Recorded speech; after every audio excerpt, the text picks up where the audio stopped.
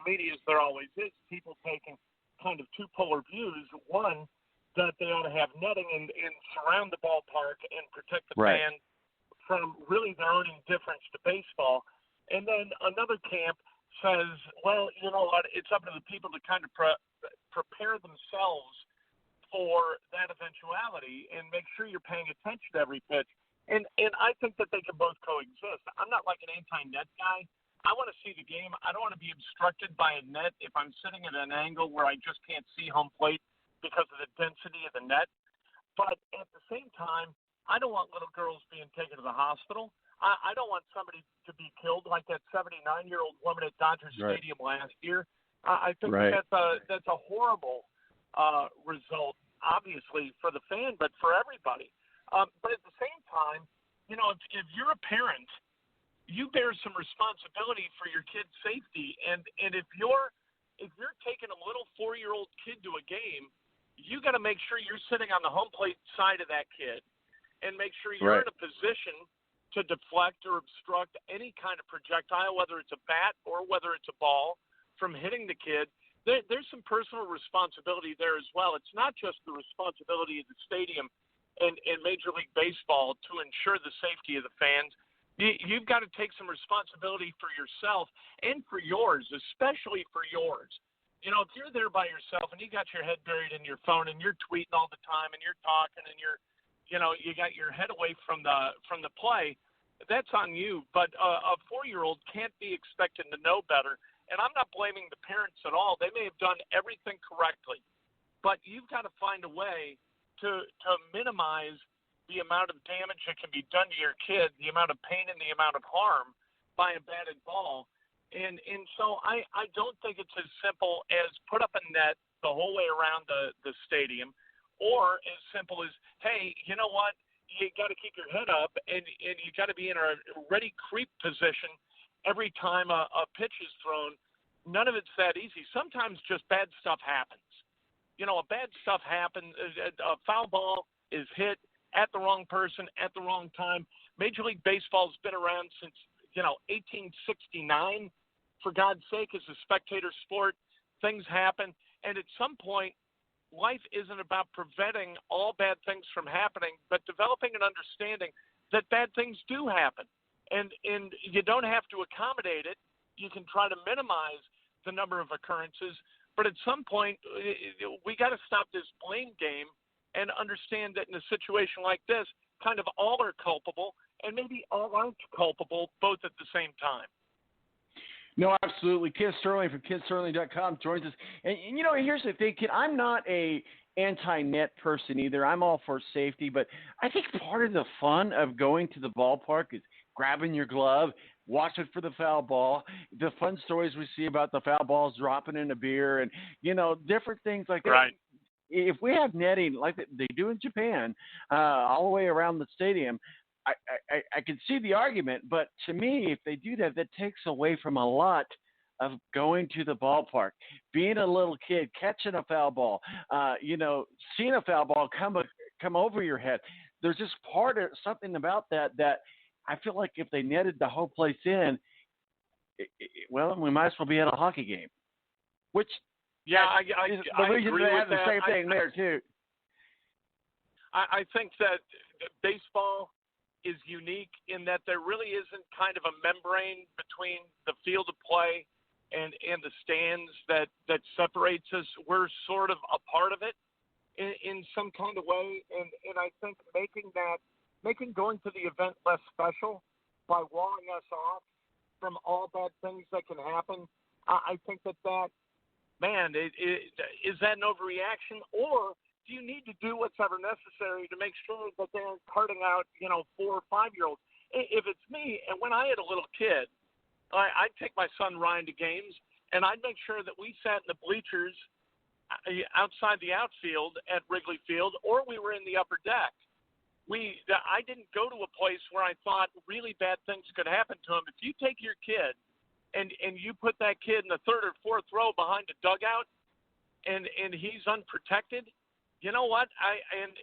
That's not to blame anybody, and I'm not saying you get what you deserve, but you're putting your kid potentially in harm's way, And you need to know that before you go to a baseball game. You need to understand it, and you need to act accordingly. If you buy a great seat and you sit there and you got a 4-year-old and you think, you know what, I'm not feeling really good about my chances of getting in the way of a line drive if it's coming at my kid, you better swap seats with somebody.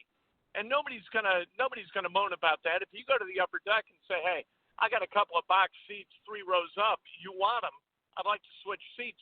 Those people are going to say yes, sir, and off you go. But you've got to be reasonable about understanding your role as being responsible for protecting your child. Kent, a couple more things I want to talk with you about, but before we do that, we're talking about the Cubs. I'm a Cardinal fan. Cubs have a strong hold on the National League Central. We're feeling it at Cardinals fan. We're tied with the Pirates at 3.5 games back. I think it's a half a game back with the Brewers. But Cubs got a strong hold on the National League Central. I'm hoping that something happens with the Cardinals, but at least I've got my Blues, my St. Louis Blues. St. Louis is my second city. I mean, I'm a diehard Indy guy. I bleed Indy, but my brother in sports, if you will, is the city of St. Louis. I love that city. I love the sports. I love the Blues. I'm rooting for them all the way. So real quickly, what are your thoughts on the National League Central and the Cubs? Fans are like, I'm afraid to believe it. I'm afraid to believe it. But maybe you guys are to the point where you can believe it again. Well, they got to figure out a way to fix that bullpen. Steve Cishek, Pedro Strop, those guys are not going to be able to anchor any kind of bullpen. You got to go out and get a closer. But they really don't have kind of that stockpile of talent to be able to go do it. The last time they needed a closer was 2016. They made the deal sending Gleyber Torres for Aroldis Chapman, and that was a 3-month rental, as it turned out, and it worked out. They won their first World Series since 1908. They've got the 8 position players, I think, necessary to win the Central and go to the World Series, but they've got to fix that pitching staff, and what you got to hope is that Hamels and Lester kind of hold up. Each of their last 2 starts have not been really, really good and not representative of what you need from those guys if they're going to be contenders in September. But that starting 8, both from an offensive and defensive standpoint, for me, that's the best defensive starting 8 that I've ever seen in a lifetime of watching baseball. As far as St. Louis, I don't think that the Cardinals have the pitching. I don't think that the Cardinals are covered at every position. I think they've got flaws, and that's kind of what happens when you've got a team that has had great success since almost forever. I mean, the last 30 years have been spectacular, or at least 20, 25 years have been spectacular for the Cardinals. So they've drafted late. They aren't a big market team, so they don't have as much money as the Cubs do. That media deal with Fox Sports is not nearly as valuable as what the Cubs, especially what the Cubs are going to have with the Marquis network starting next year. So I think it's really hard to compete if you're the Brewers, if you're the Cardinals, the Pirates, the Reds. Those are 4 small market teams with small market media deals.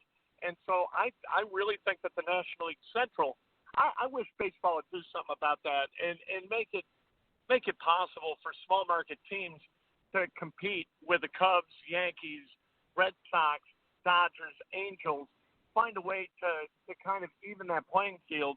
But those teams, they're not going to allow that. I wish it had happened. I wish they had a hard cap like the NFL, and then you've got some equanimity. But the city of St. Louis, there are no better baseball fans in the country than the fans in St. Louis. I lived there for 2 years earlier this decade, and I loved it there in terms of sports fandom, whether it was the Blues, even the Rams fans were kind of for what the Rams were doing, and they stunk on ice. For what they were doing, the fans were still really committed to them. But the Cardinal fans are special. It's generational. It's to kind of bring this thing full circle. The St. Louis Cardinals are to the city of St. Louis what the Indianapolis Motor Speedway and the Indy 500 are to Indianapolis. It's valid just different point. there. Touche. Touche. Well, KentSerling.com, a couple things. Well, first of all, since we're talking about St. Louis, is my blues going to make it happen? Or am I going to be singing the blues? If they play like they did in Game 2 and hit like they did in Game 2, they dominated that game physically to the point where they were in a position to win that thing in overtime. If they do that for the rest of the series, if they're the aggressor, if they put the wood to the Bruins, I think they have a great chance. If the Bruins find a way to nut up and become as physical as the Blues were in Game 2, then I think this goes 7 and it's a coin flip. So Kent, just to kind of put some bullet points, I wanted to talk with you about another good article that you had on there about that the torch may not be passed from Bobby Knight to Archie, but they've got the right coach. Yeah. But Romeo Langford, Romeo did not really show up with the IU, but we talked to a long time ago before he was ever at IU. We thought that he would go to IU. You and I did, and then turns out he goes to IU. You tweeted out that are the Pacers interested in Romeo? And then another bullet point, Toronto beats the Warriors. I'm excited to hope that goes on. I don't think so. Unfortunately, I don't think so. And we had curry, and I don't mean the awesome Indian dish with curry, but Curry just showed up and in his full fashion, and I think he's trying to get into the head. So all of those bullet points, while we got you here for just a few more minutes, maybe wrap those bullet points up for us, sir. Well, work from the back or from the front back. I think the Warriors win this series in 5, which sounds preposterous, but I've seen it happen before. In '91, the Lakers came out.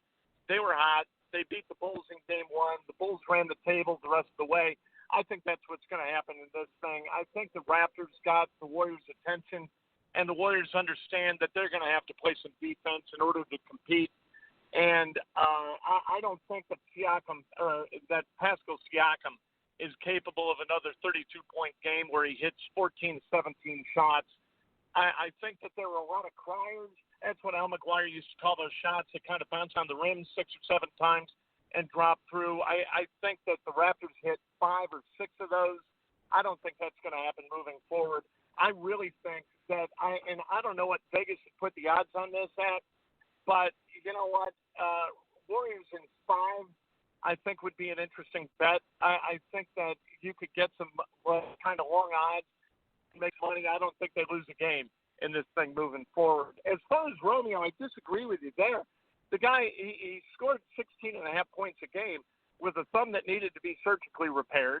And so, if he came back as a sophomore, I think he's an all-Big Ten first-team guy and maybe a Big Ten Player of the Year candidate. I think he'd be terrific. You can't expect every freshman to be Zion Williamson. I think that Romeo did everything he could to be the Hoosier that people wanted him to be and that he demanded of himself to be. And so, as far as a potential NBA guy, I think if he falls to 18, the Pacers are going to grab him up in a hurry, and they're going to be really happy that he did. I think he's got the best high end of anybody who might fall outside the lottery. Bol is another guy you're not really sure what you're getting who might be drafted outside the lottery. But I think Romeo is kind of that 6'6" guy who can absolutely do everything on the floor. He's worked since he got his thumb surgery. He's worked on his left hand, which needed to be worked on. So that, I think, makes him a more dynamic player. I think he's going to be terrific. Archie Miller might be the right guy. I don't know whether he's the right guy, but you know what? I'm tired of the process of judging everybody against Bob Knight. Bob Knight was he was a unicorn among coaches, and I think the judgment of Archie or Tom or God forbid Kelvin or Mike, I think that's a comparison that not too many are going to be able to measure up to. I think that Archie's done a lot of good things. I think establishing Indiana as Indiana's program, right, meaning the state, where kids like Romeo and Trace Jackson Davis want to go to Indiana, I think that that's absolutely crucial. I think that if Indiana had been that from the time from 95,000 during the Knight years you know what, Indiana wasn't a great state where it didn't turn out 5-star kids every year to go play college basketball. But shortly thereafter, from about 2005 or 6,